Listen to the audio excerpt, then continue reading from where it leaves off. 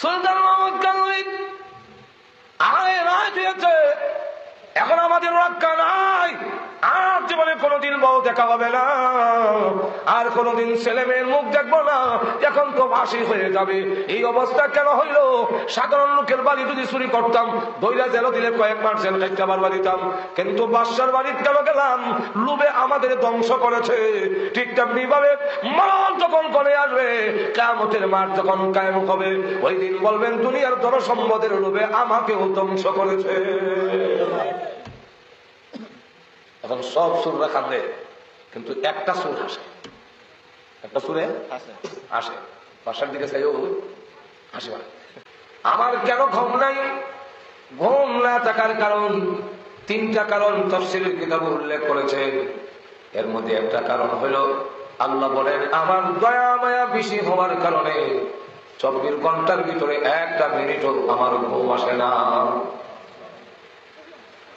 দুনিয়ার মধ্যে সবচেয়ে বেশি মার স্নেহ মমতা হওয়ার কারণে সকলে ঘুমায় গেল, সন্তান করে না আসা পর্যন্ত মা যেমন ঘুমায় না।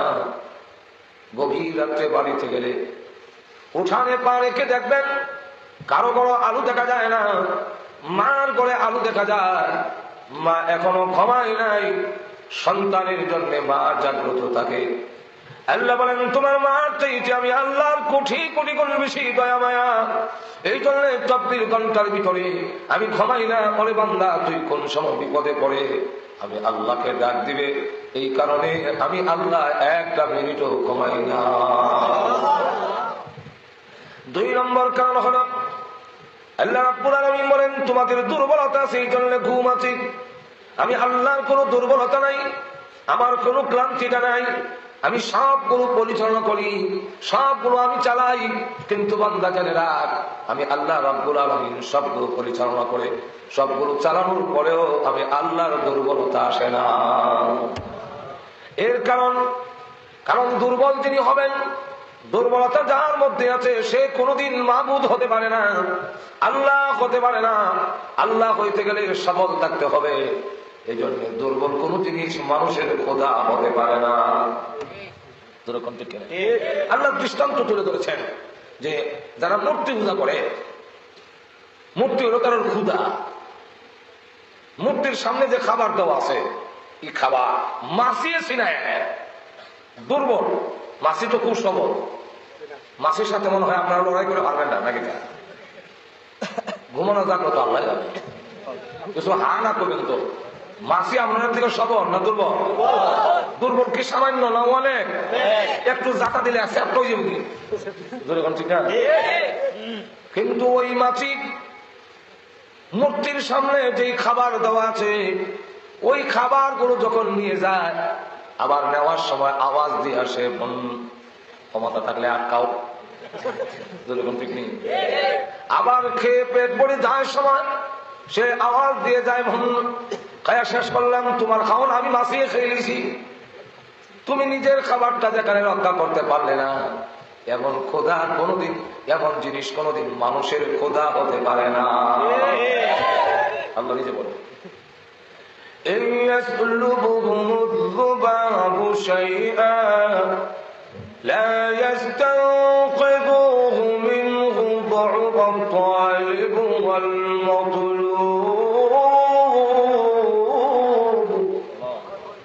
মাছি খাবার ছিনায় নেয়, যে তার নিজের খাবারটা রক্ষা করতে পারে না, সে তোমাদের ক্ষুধা থেকে। মানুষ যখন ধর্মীয় জ্ঞান থেকে দূরে সরে যায়, এমনি ওহির জ্ঞান যদি মানুষের মধ্যে না থাকে, মানুষ বিবেক শূন্য হয়ে যায়। হিন্দুরা তো মূর্তির সামনে দেয়, আমরা কি কম করি? আমাদের মুসলমানও তো আমার নিজের চোখের দেখা মাদারের সামনে গিয়ে শ্রদ্ধা করে। এবং এমনও দেখছি মহিলা কবরের মাটি নিয়ে ফেলো মরায়, আর কয় বাবা 3টা মেয়ে হয়েছে, এইবার যে ফেলো কি আছে কোথা না, একটা খাসি লয়েছি, এটা রাখো, আর আমার ফেলে বাবা। অথচ সন্তান ছেলে হোক মেয়ে হোক দেওয়ার ক্ষমতা কার? আরো আওয়াজ দেওয়ার কার? কিন্তু আমাদের দেশে মাদারকে শ্রদ্ধা দেলা, মাদার গিয়া কান্দে, অথচ যিনি মাজারে কবরে ঘুমায় আছেন তিনি যত বড় অলি হোক, এখন যিনি জিন্দা আছেন ওনার তো পাওয়ার বেশি। পাওয়ার বেশি না কম? আপনি পড়লে সওয়াব হয়, কবরে যিনি ঘুমাইছেন কিয়ামত পর্যন্ত কোরআন হলো সওয়াব নাই। এক অলির কবরের পাশে দিয়ে একজন লোক যায়, শোনে কোরআনের আওয়াজ কবরের ভিতরে, তাবারাকাল্লাযী বিয়াদিহিল মুলক ওয়া হুয়া আলা কুল্লি শাইইন কাদির।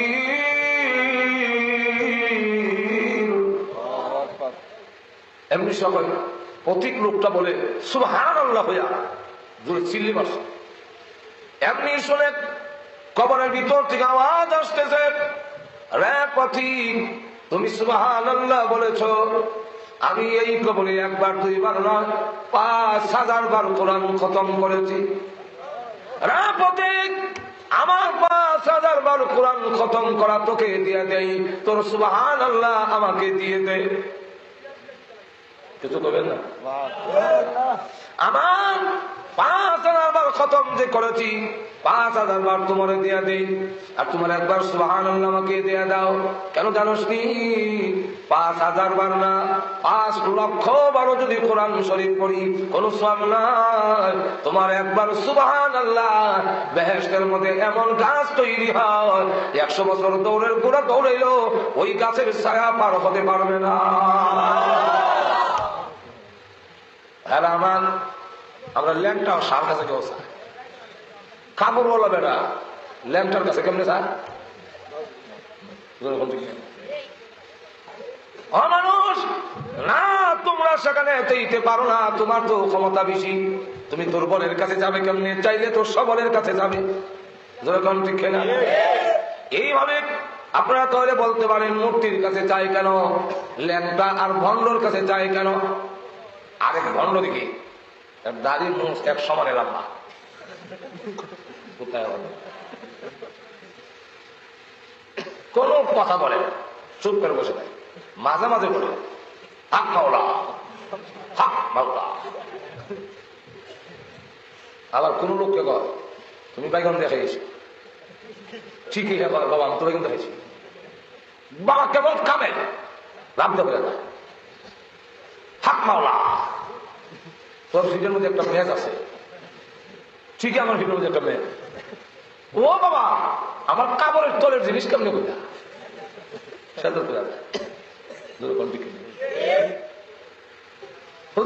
বলেন কেন কেমনে বললো কিছু না পাইয়া কি বলে, আর ওরা বললো কেমনে, বলবো কেমনে বলছে, আর তো ধরে কান কোরআন আল্লাহ বলে দিছে وَإِنَّ الشَّيَاطِينَ لَيُوحُونَ إِلَى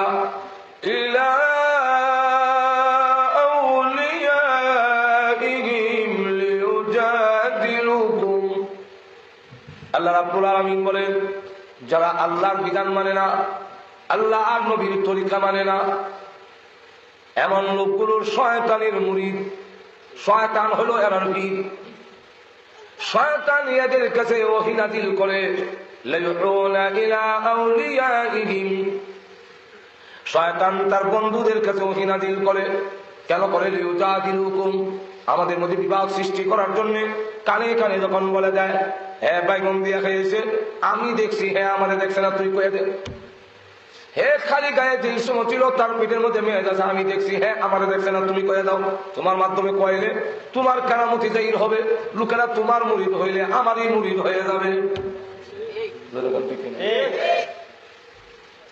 এমনি ভাবে নবীজির যুগে যতগুলো মূর্তি ছিল এক একটা মূর্তির ভিতরে এক একটা শয়তান গিয়ে লুকাইত, মাঝে মাঝে আওয়াজ দিত। তখন তারা মনে করতো মহান আল্লাহ বুঝি ইটার বিচ্ছে আমি গেছি, আওয়াজ দেয় এখানে। ওয়ালিদ ইবনে মুগীরার একটা স্বর্ণ মূর্তি ছিল, ওই মূর্তিটা একদিন দেখে আওয়াজ দিয়ে বলে সাবধান, মুহাম্মদের কথা তোমরা মানবে না, কারণ মুহাম্মদ তোমাদের বাপ দাদার ধর্মটাকে শেষ করার জন্য এসেছে। ওয়ালিদ ইবনে মুগীরা বলে ভগবান অতদিনে আসল কথা কইছো এটা কও না কেন? আরো কিছু লোক দাওয়াত দিয়ে আনছে, আমার মূর্তি কি কয় ভগবান কৌদি কাল কাছে কইছিলা। আবারও আওয়াজ দিয়ে বলে, হে আরববাসীরা, মুহাম্মদ সাল্লাল্লাহু আলাইহি সাল্লামের কথা তোমরা মানবে না, সে তোমাদের বাপ দাদার ধর্মটাকে শেষ করার জন্য আসে। সকলে তো আনন্দে আত্মহারা, সকলে সিদ্ধান্ত নিয়ে নবীজির কাছে গেছেন। আপনি মূর্তির সামনে আসেন, মূর্তি যদি বলে আমরা মানবো, আর মনে মনে ধারণা আইলে তো মূর্তি উল্টা হইব, তখনই বিজ্জত করবো। নবীজি মূর্তির সামনে গিয়া দাঁড়ায় বলে, এ মূর্তি আমি নবী কিনা বল।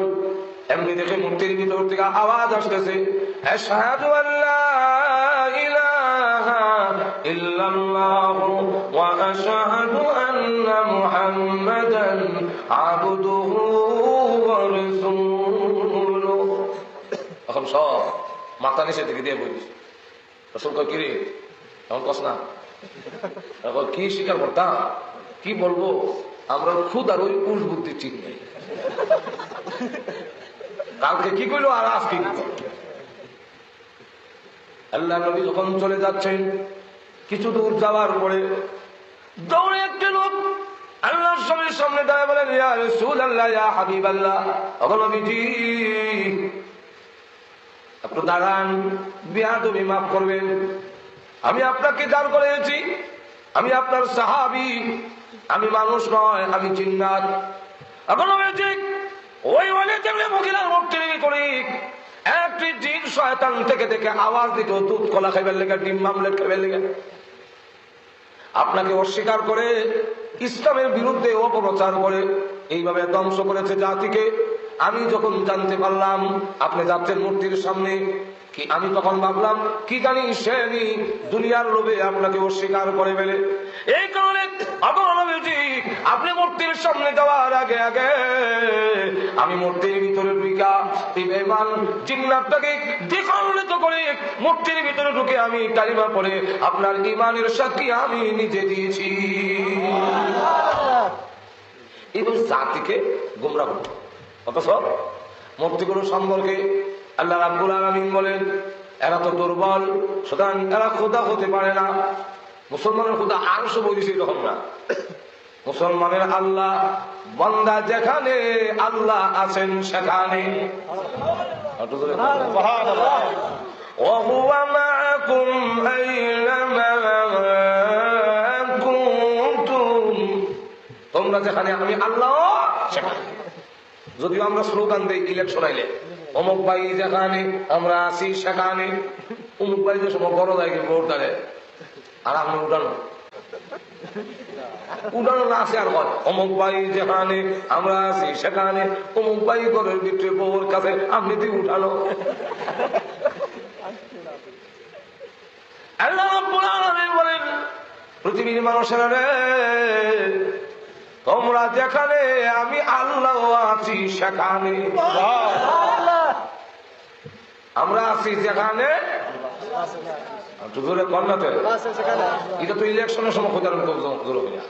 অমুক ভাই যেখানে আছি সেখানে, ওই সেখানে আরো জোরে দেখা যায় জোরে কোন ঠিক কিনা। এরপরে একবার এমন ফার্ম আসে, আরবার কান্দ ঠেক লাগে অমুক ভাই যেখানে। জোরে আওয়াজ দিয়া বলেন, আমরা আছি যেখানে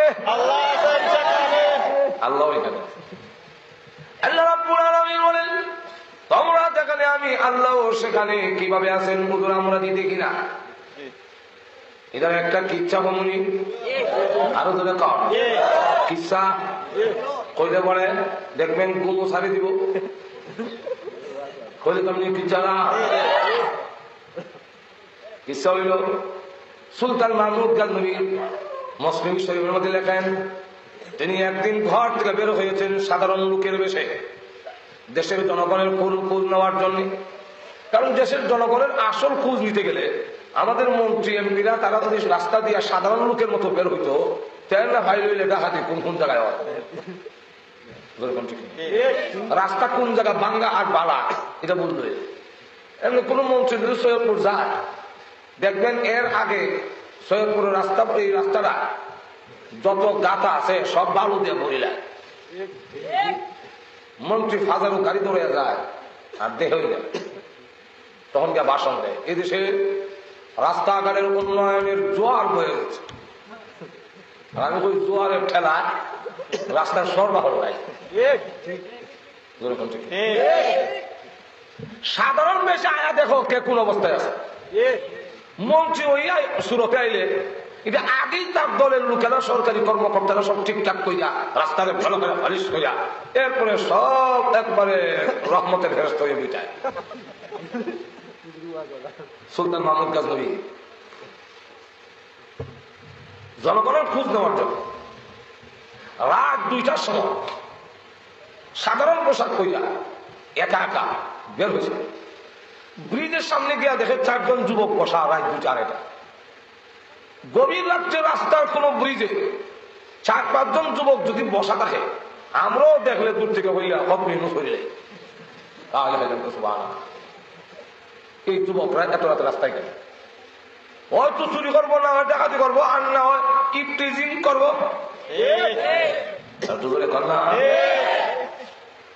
আর না হয় কেউ মাটির তোলে ছাপাই নেবে একটা না একটা। উনি তাদের সামনে দাঁড়াইলেন, তুমি কে? উনি নিজের পরিচয় লুকায় রেখে বললেন, আমি তোমাদের মতোই তো একজন, তোমরা যেমন দেশের নাগরিক আমি একজন নাগরিক। ওরা বুঝছে আমরা যেমন সুর এটা আরেকটা সুর। তখন কয়ে ইসরা একা বের হইলি কেন, সাথে একজন আনলি না? একা চুরি করা যায় না, চুরি করতে গেলে কমসে কম 2 জন লাগে। কয়জন? 2 জন।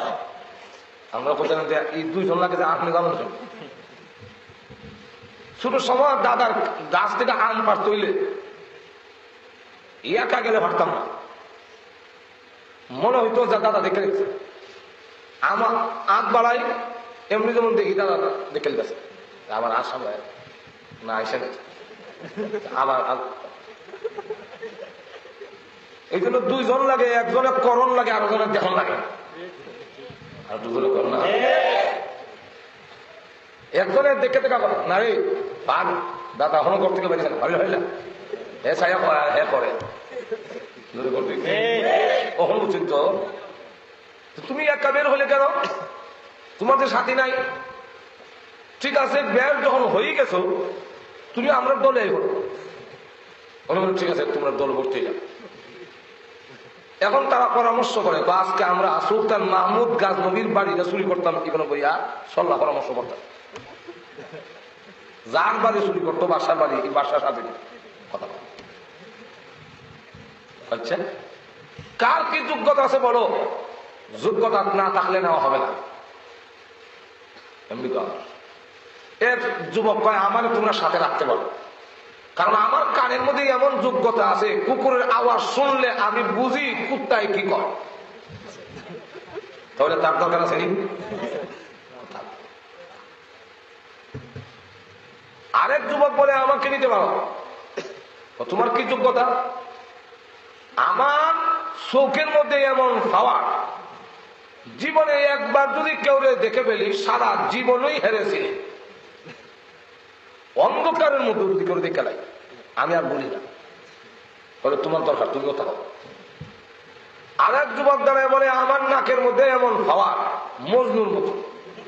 মজনুর মতো মানে লাইলি মারা যাওয়ার পরে লুকাইয়া দাফন করছে, কারণ মজনু যদি জানতে পারে লাশ লইয়া দৌড় দিবে। মজনু যখন শুনলো লাইলি মারা গেছে, কবর দিয়েছে, কোন খবর দিয়েছে হেজারের, কিন্তু কবরে কবরে আহন করে গুরুস্থানে গিয়া মাটি না হনিয়া লাগায়।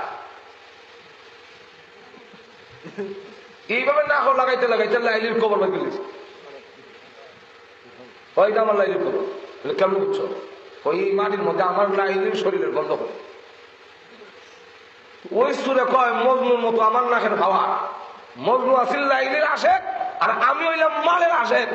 সুতরাং মাটি শুনলে আমি কইতারি কোন মাটির নিচে মাল আছে। তখন তারা কত তুই থাক, তোর দরকার। আরেক যুবক দ্বারা কয় আমাকে নিতে পারো, তোমার কি যোগ্যতা? আমার হাতের মধ্যে আল্লাহ এমন যোগ্যতা দিয়েছেন, বন্ধ গেটে তালায় হাত লাগাইতে দেরি হয়, খুলতে দেরি হয় না। সাবিত তুইও থাক। এবার সুলতান মাহমুদ গাজনবীকে জিজ্ঞাসা করে, কে সুরা তোর কোন ক্ষমতা নাই? না থাকলে নিতাম না। উনি বলেন হ্যাঁ আছে, তোমাদের কারো কানে, কারো চোখে, কারো নাকে, কারো হাতে, আর আমার দাড়িতে। তোমার দাড়ির কি ক্ষমতা? যদি তোমাদের কোনদিন ধরা পড়ো আর ফাঁসির রায় হয়ে যায়, এমন সময় যদি আমার মায়া লাগে আর আমি আমার দাড়িটা খালি এমনি একটু লাড়া দেই, তোমাদের ফাঁসির হুকুম বাতিল হয়ে যাবে। এমনি সকলে ডাক দেখা মারহাবা, তুমি আমার মধ্যে কুতুব, সুরের মধ্যে কুতুব সর্দার। রাজার বাড়ির সামনে গেছে বলে রাজার বাড়ির কুত্তাটা ঘাউ ঘাউ করেছে। এমনি তুমি না বলছিলে কুকুরের আওয়াজ বুঝো, কুকুর কি কর? ও বুঝি তো ঠিক হলো, এখন বুঝতেছে উল্টা পারে খেলে। কুকুর বলতেছে চিন্তার কোনো কারণ নাই, বাড়ির মালিক তোমরা সাথে আছে। বাড়ির মালিক কে? সম্রাট, যেরকম ঠিক না? আর কি কোনো যারা আছে সম্রাট না সুখ, এরা এদিক সেদিক তাকায় এখন নারী সম্রাট তো নাই গেল, তোর কানে ভুল শুনছে, বাদ দেবে না, উল্টা উল্টা মারে বেটা তোর কানে। এই তোরে দিক খেলাই হাত দেখে দেখি খুলে নি, হ্যাঁ হাত স্পর্শ করছে পরে গেট খুলে গেছে। এখন বাড়ির ভিতরে ঢুকিয়া না খোলা রাখো, তুই নাক দিয়ে বাড়ি করে দে, মাল কই নাক দিয়ে শুনলে মাল বাড়ি করে দিছে। এখন গাছটি বইটা মাল নিয়ে যায়, যিনি বাড়ির মালিক উনি সাথে আসেনি, দেখতেছেনি। আল্লামা জালালউদ্দিন রুমি রাহমাতুল্লাহ আলাইহি বলেন, যেভাবে সুলতান মাহমুদ গাজনভীর সাথে থেকে সুরের সবগুলো দেখতেছেন, ঠিক তেমনি ভাবে মহান আল্লাহ আমাদের সাথে থেকে আমাদের জিন্দেগির সকল কিছু তিনি দেখতেছেন। প্রশ্ন হয় আল্লাহ নিষেধ করে না কেন? এক ডালের বড়া খাইস না রমজান মাস, এক যেটা করিস না। এরকম যদি গাইবে আওয়াজ হইত, জিনা করবো দূরের কথা, আওয়াজ যদি হঠাৎ করে শুনে জঙ্গলের মধ্যে তারা গেছি আকাম কুকাম করতো, এমনি শুনে হ্যাঁ কি আকাম কুকাম করবো, জুতা হারায় উঠে ধরতো।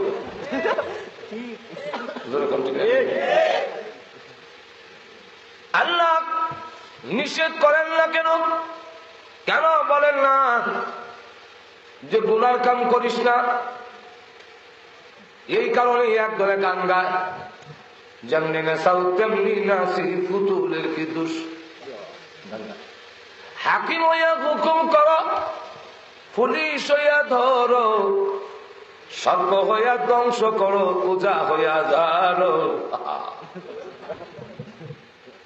যেমনি নাচাও তেমনি নাচি, পুতুলের কি দোষ। মানে সব দোষ আল্লাহর ফেলাইয়া এবার হয়ে যায়। ফেরেশতারাও যখন গুড় জ্বলইয়া ফিটায় আর যদি হয় যেমনি মন চায় এমনি পিটাই মু, ফেরেশতার কি দোষ। একবার বলে কামাগরের তেল লইয়া যায় গেছিল, গিয়া তেল তোমার, গরু তোমার, আমিও তোমার, নেই গা বিসমিল্লাহ। বাদশা হয় কিরে তেল কই যা? চুরি হয়ে যায়।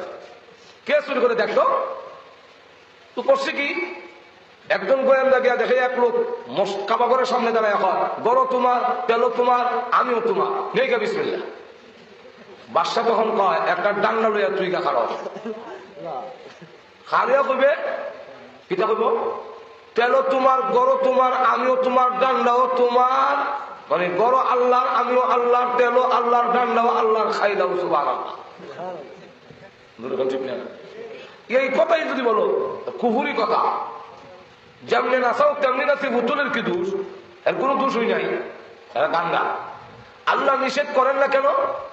না করার কারণ হলো সুলতান মাহমুদ গাজনভীর কথাটা বললেই আল্লাহর ব্যাপারটা বুঝে যাবে। সুলতান মাহমুদ গাজনভী নিষেধ করে না কেন? এই চুরি করিস না, আমি বাদশা। তখন একটু তারা জুতা মোজা ফেলে একটু দৌড় দিব। নিষেধ না করার কারণ হলো সাধারণ লোকের বাড়িতে চোর ঢুকলে চিৎকার দিতে হয়, কিন্তু সম্রাট তো সাধারণ লোক না।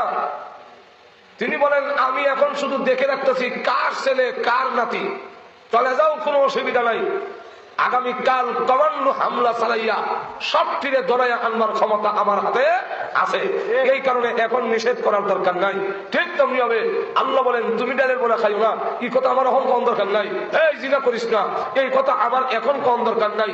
মৃত্যুর পরে সবরে চিন্তা করিয়া কিয়ামতের মাঠে আমি আল্লাহর সামনে তোমাদেরকে হাজির করানোর ক্ষমতা যেহেতু আমার আছে, এখন জিজ্ঞাসা করার কোনো, এখন বাধা দেওয়ার কোনো দরকার যাক।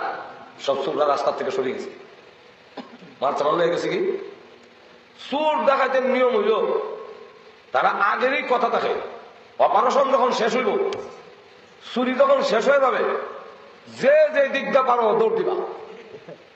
এই চুরির কই দৌড়ের কই এটা কম ধরে নাই, কত করে ধরা করবা, যে দিক দিতে পারো ভাববা। ঠিক নেই? ঠিক আপনারা তো করছেন কর্তিকা জানবেন। ঠিক যে হ্যাঁ আমি জানি, আপনি খোঁজে শুনে গেছে না। মাঝে মাঝে এদের এত ধরা পড়ে, মাঝে মাঝে রাস্তার মধ্যে গাছ ফালাইয়া ডাকাতি হইয়া পরে দেখি যে যে দিকটা হয় যায়, যে যে দিকটা মানে যাচ্ছে। সুলতান মাহমুদ গাজনবী একদিকে চলে গেছেন, তিনি বাড়িতে চলে গেলেন। ওরা বাড়িতে গিয়ে মাল বন্টন করার সময় দেখে একটা চুর নাই, একটা চুর কম। খুশি বলে বেজা, আর তো যখন খুশি না বেজা কেন লেগে খুশি, বাঘ এখন মাল খুশি পাইব না কম। চুর খুশি, চুরের বউ খুশি, চুরের 14 গোষ্ঠী খুশি, কোটি কোটি টাকার মালিক খুশি। যেই মাত্র খালি ঘুমাইতে গেছে এমনি বিশেষ বাহিনী ঘেরাও করে কয় অ্যারেস্ট অ্যারেস্ট। কি দোষ করছি খবর নাই না। সুলতান মাহমুদ গাজনবীর বাড়ি যে চুরি হয়েছে তোর তুই চুরি করছো। আইরে পুরা কপাল, জানলো কেমনে? কেমনে জানছে? বাড়ির মালিক সাথেই ছিল, জোরে কম থেকে যা। এখন সবচেয়ে গ্রেফতার করার পরে এরা যে চুর এটা প্রমাণ করার জন্য আর সাক্ষীর দরকার আছে নি? আছে আর দরকার আছে? বাদশা তো নিজেই সাক্ষী। তেমনি ভাবে আমরা কে নামাজ পড়েছি, কে পড়ি নাই, কে সুদ খাইলো, কে ঘুষ খাইলো, কে জিনা করলো, আল্লাহ সাক্ষীর দরকার নাই। ওয়াকাফা বিল্লাহি শাহীদা, আল্লাহ বলেন আমি মহান আল্লাহ সাক্ষী হিসাবে যথেষ্ট। আমি তো তোর সাথে ছিলাম। বাদশা ডাক দিয়া বলেন কোথায় জল্লাদ জিজামানা, এই চোরদেরকে নিয়ে যাও, নিয়ে মাথা কাটি দাও। হুজুর মাথা চুরি করলে তো হাত টাকা, আজকে মাথা কেন? উনি কয় তো কথা কইস না, আমি যা কই তা কর, আর মনে মনে কর এদের না খেয়ে চোখে কানে হাতে যে ক্ষমতা, এটি কল্যাণ না খাটলে দেশের জনগণ শান্তি। এখন বাদশা রায় দিচ্ছেন আর কোন আপিল করণের জায়গা নাই। এখন কান্দা হারে চুরি করতাম, সেরাকালির বাড়ি করতাম, ইদি বালা আছে, বাদশার বাড়ি কেন গেলাম? লোভে আমারে ধ্বংস করেছে। ঠিক তেমনি ভাবে কিয়ামত যখন শুরু হয়ে যাবে, মরণ যখন শুরু হয়ে যাবে, কিয়ামতের মাঠ যখন কাম হয়ে যাবে, মানুষেরা ওই দিন বলবে দুনিয়ার ধনসম্পদের লোভে আমাকে ধ্বংস করেছে। ঘুমো ধরেছিলি শেষ করে নিতাম, অসুবিধা আছে? সুলতান মাহমুদ গাজনবী আয় রায় দিয়েছে, এখন আমাদের রক্ষা নাই। আর জীবনে কোনোদিন বউ দেখা হবে না, আর কোনোদিন ছেলে মেয়ের মুখ দেখবো না, এখন তো ফাঁসি হয়ে যাবে। এই অবস্থা কেন হইল? সাধারণ লোকের বাড়ি যদি চুরি করতাম, দইরা জেল দিলে কয়েক মাস জেল খাইতে আবার বাড়িতাম, কিন্তু বাদশার বাড়ির কেন গেলাম? লোভে আমাদের ধ্বংস করেছে। ঠিক তেমনি ভাবে মরণ যখন করে আসবে, কিয়ামতের মাঠ যখন কায়েম হবে, ওই দিন বলবেন দুনিয়ার ধনসম্পদের লোভে আমাকেও ধ্বংস করেছে। এখন সব সুররা কাঁদে, কিন্তু একটা সুর হাসে, একটা সুরে হাসে। বাসার দিকে চাইও হাসে।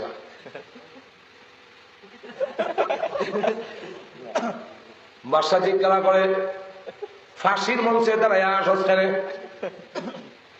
কারণ কি? হ্যাঁ বিশ্বাস হয় না ফাঁসিতে হবে? সে ডাক দিয়া বলে 1000 বিশ্বাস হয়, 1000 বার। হাসস কেন?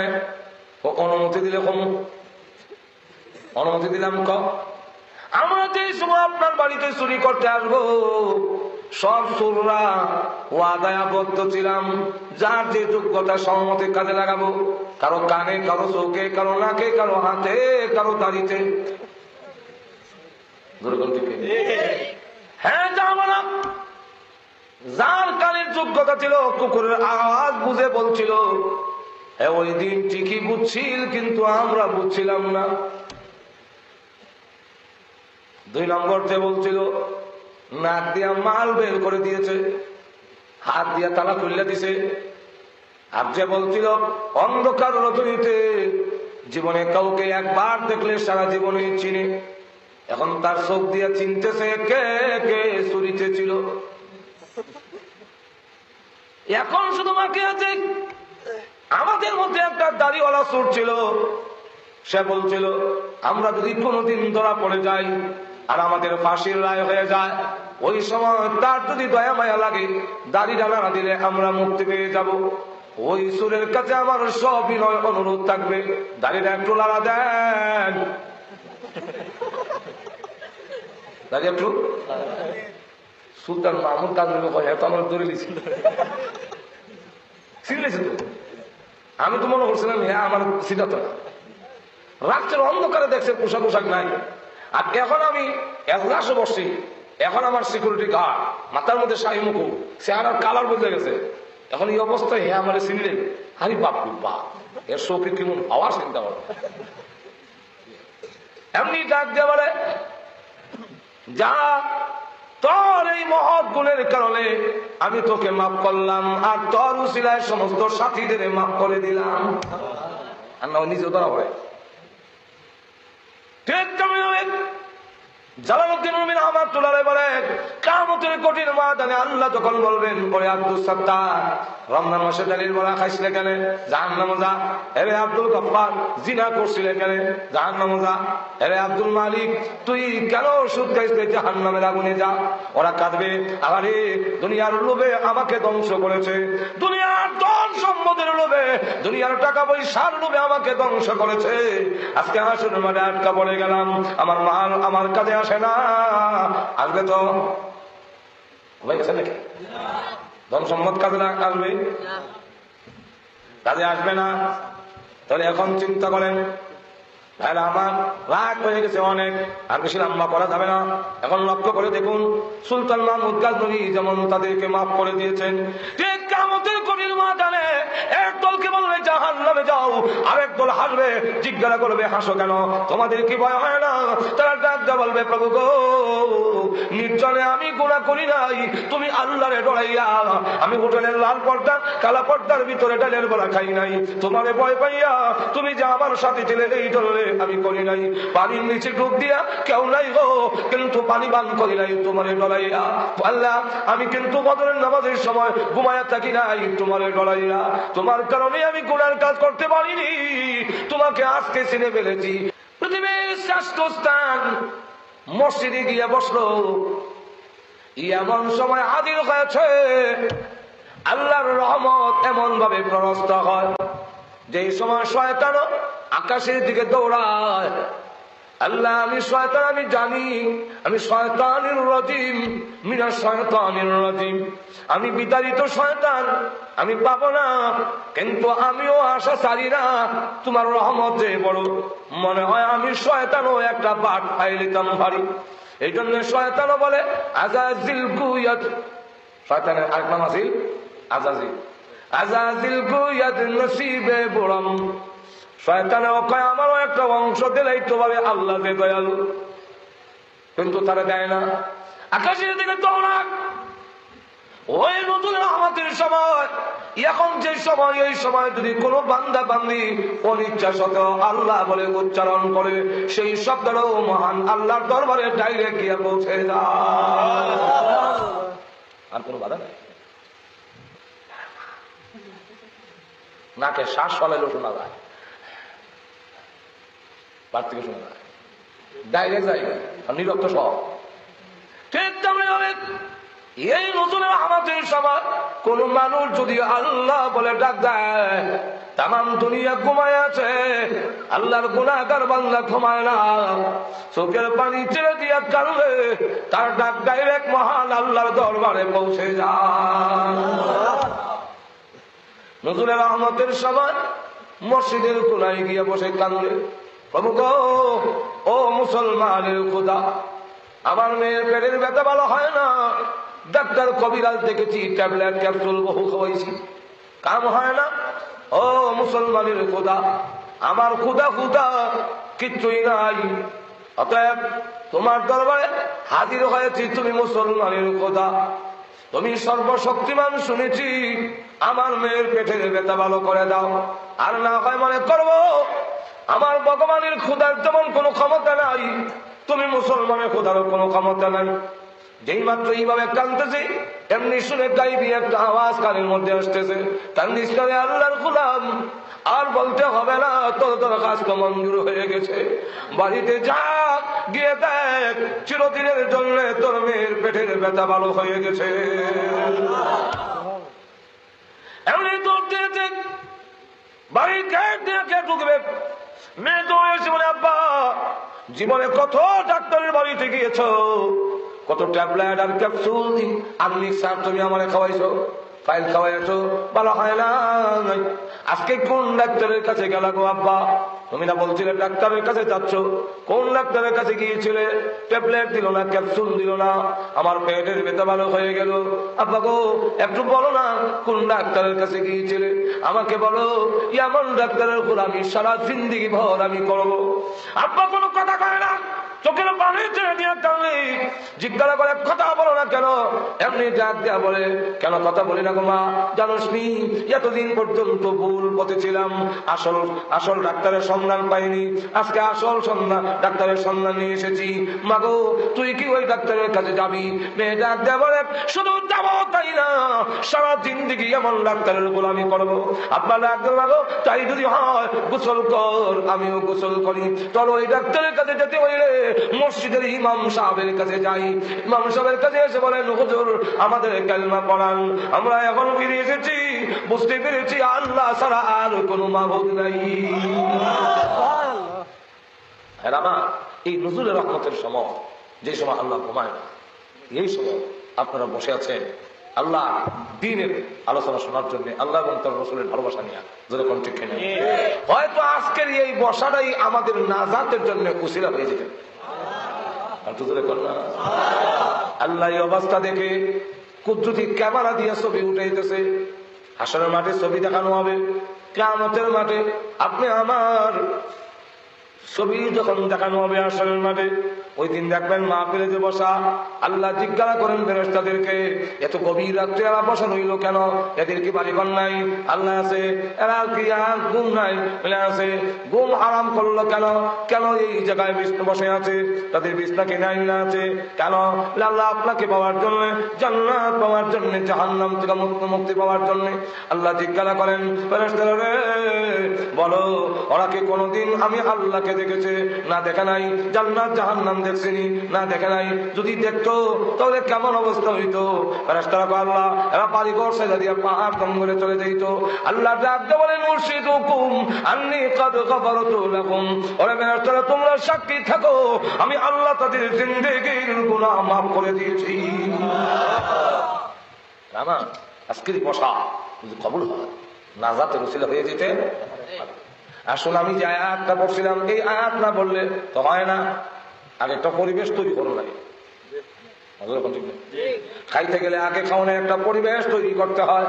এর বাবার মুখের মধ্যে কিছু লবণও দিতে হয়, জিহ্বাত পানি উঠতো, গলাটা ফিসলে হইতো। এতক্ষণ বললাম আয়াতের ব্যাখ্যা বলতে গেলে অনেক লম্বা। আয়াতের মধ্যে আল্লাহ যে জিনিসটা বুঝাইতে চান, আমরা এই জায়গায় একদিন ছিলাম না, আবার একদিন এই পৃথিবীতে থাকবো না। কথা ঠিক কিনা? আরো আমার আগে এই বাড়িতে বাস করেছে অনেকজন, আমার আগে এই বাড়িতে বাস করেছে অনেকজন, তারাও গেছে, আমিও যাব, থাকবো না কেউ বেশিক্ষণ।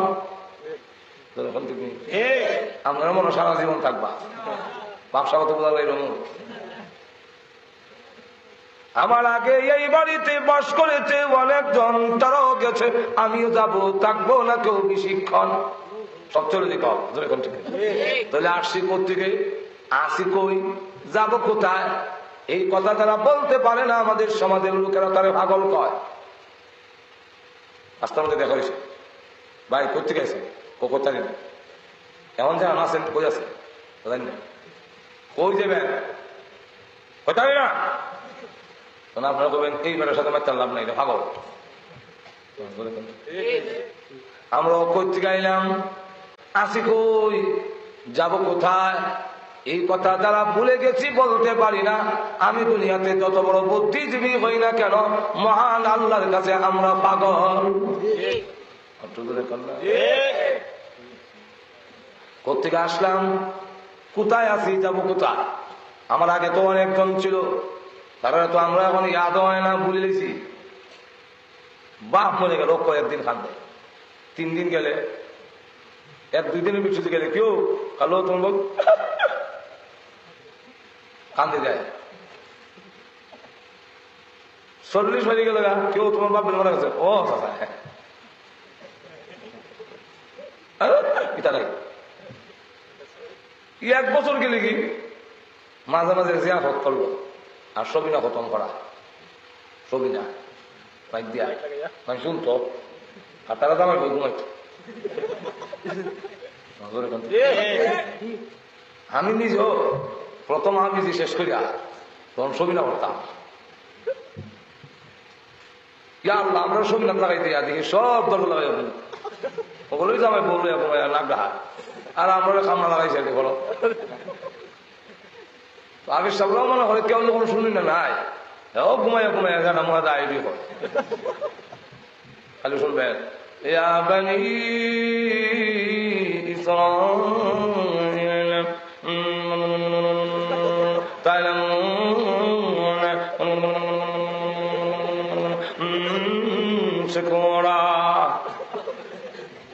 এর লাগে আমি নাম রাখছি গুনগুন তালামুনা কোন কোন শেষে গুনগুন আর কোন কোন সাকুলা ফাঁকি দিয়ে দিল। এই সবই না হলো না। আমরা অনেকে আছে এত বিজি, মা বাপ মারা যাওয়ার পরে বাবার কবর জিয়ারত করারও টাইম তার নাই, বিজি কন্ট্রাক্ট দিয়েছে মোল্লারে। আর আমরা তো শুধু বাটফার মোল্লাও আছে, এরা সাধারণ লোকের মা হয়ে কন্ট্রাক্ট লয়ে যায়। বিশেষ না করলে আজিমপুর গুরুস্থান ঢাকা যাবেন গিয়া দেখবেন আপনি ডুববার আগেই একদল দইটা এবার দিলে আপনার কয় খতম লাগে, আপনি বাপের করা লাগবে, মার করা লাগবে, অগ্রিম ফুইয়া খতম বেগের মধ্যে জমা করতে গেছে, খালি এখন আপনার বাচ্চা দিতে এখন আসেনি মনে হলে এখন আর নাইলে আপনার কাছ থেকে টাকা নেওয়ার লাগে একটা সফল হ্যাঁ বানাই লিব খাদ্য হইয়া আমি আপনার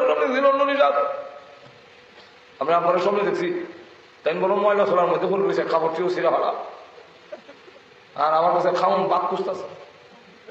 তখন তো আমি আমার আব্বা এরকম বলে হা হুজুর রকম কিতা করতাম বলে একটা একজনে এক সেট কাপড় দিলেন যে হইয়া খারিজ হতে আপনি নিয়ে নিয়ে বললেন যে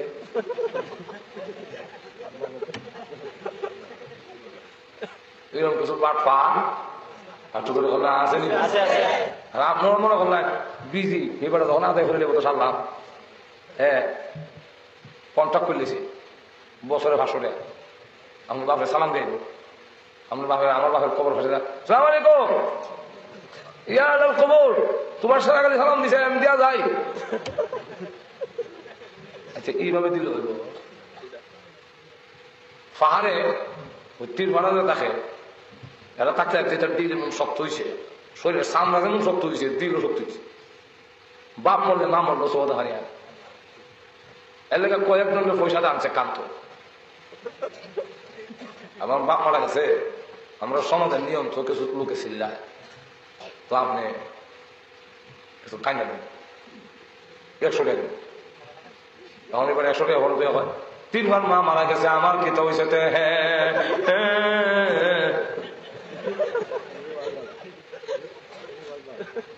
ইটা ইটা ইটা কইলে খামব কাজে না, নিজে মা বাবার কবরের পার দাঁড়ায় যখন বলবে আসসালামু আলাইকুম ইয়া আহলাল কুবুর, আল্লাহর রাসূল দাঁড়ায় দিয়েছেন। আল্লামা জালালউদ্দিন সুয়ুতী নূরুস সুদূরের মধ্যে লেখেন, আল্লাহ আপনি ডাক দেবেন তার বাবার রুহের কাছে তার সালাম পৌঁছাইয়া দাও, তার মার রুহের কাছে সালাম পৌঁছাইয়া দাও, এবং তার ছবিটা মা বাবার চোখের সামনে তুলে ধরে নাও। এখন মা বাপ সন্তান কবর পার দাঁড়াইলে চিনিলায়, মার রুহু কান্দে, প্রভু হে আমার ছেলে সকালে বের হইলে সন্ধ্যার আগে বাড়িতে না এলে আমি অস্থির হয়ে যেতাম, ঈদের সময় বাড়িতে না গেলে সকলের ঈদ হইল, মার ঈদ হইত না। মার ঈদ নেই, চুলার কাছে কাছে বসে পড়ে কানলে, জিজ্ঞাসা করলে কেন কানলেন, মা জবাব দিত আমার ছেলে আমার বাড়িতে আসে নাই, এই জন্য আমার কোন ঈদ নাই। মা কান্দে, আল্লাহ আমার ছেলে 1 বছর পরে আমার কবরে পার দাঁড়াইলো। ছেলেও কান্দে, মাগো ও মা, অনেক ছেলে এমন আছে মা বাপ থাকতে গরিব ছিল, খাবার দিতে পারে নাই, এখন ধনী হয়েছে, মা কবরে, মা আব্বা কবরে, ছেলে কোটি কোটি টাকার মালিক, মার কবর পার দাঁড়ায় কান্দে, মাগো নিজে খাও নাই, সন্তানের মুখে খাবার তুলে দিয়েছ, আজকে তোমার সন্তানের কোটি কোটি টাকা আছে, তুমি তো কবরে ঘুমায় আছো, আপনার কবরে ঘুমায় আছেন। এই রকম ছেলে চোখের পানি ছেড়ে দিয়া কান্দে, মা বাবার রুহু কান্দে, 2 কান্না দেখে আল্লাহর রহমতের সাগরে জোশ উঠা যায়। তখন আল্লাহ ডাক দিয়ে বলেন, ফেরেশতারা রে তোমরা সাক্ষী থাকো, উভয়ের অর্থাৎ দুনু দলের কবর জিয়ারত করেছে এবং যাকে কবরে রাখা হয়েছে দুজনের জিন্দেগির গুনাহ আমি আল্লাহ মাফ করে দিলাম। আমার তুমি এখন আসো, একদিন আমরা ছিলাম না, আবার থাকবো না। দুনিয়াতে যত আপন দেখেন কেউ আপন না, কেউ সাথে যাবে না, বরং বিপদ আইলে আপনারও হারায় দৌড়। এই জন্যে কবি বলেন, যেদিন তুমি এসেছিলে ববে, কেঁদেছিলে একা তুমি, হেসেছিল সবে, এমন জীবন করো হে গঠন, মরণে হাসিবে তুমি, কাঁদিবে ভুবন। সময় থাকতে বুঝিলাও একদিন তুমি এই পৃথিবীতে থাকবে না, চলে যাবে। অতএব চলে যাওয়ার আগে তোমার জীবনটাকে সুন্দর করে গঠন করো, কোরআন সুন্নাহ অনুযায়ী আল্লাহর হুকুম মেনে, নবীর তরিকা মেনে জীবনটাকে যদি গঠন করা যায়, নামাজ ছেড়ো না, সুদ খাইও না, ঘুষ খাইও না, মা বোনেরা যদি পর্দা না হয়, এই অন্যায় অনাচারে লিপ্ত যদি না হয়, পৃথিবী থেকে বিদায় হয়ে গেলে সে হাসতে হাসতে বিদায় হয়ে যাবে, তামাম দুনিয়ার মাখলুক তার জন্য কাঁদতে থাকবে।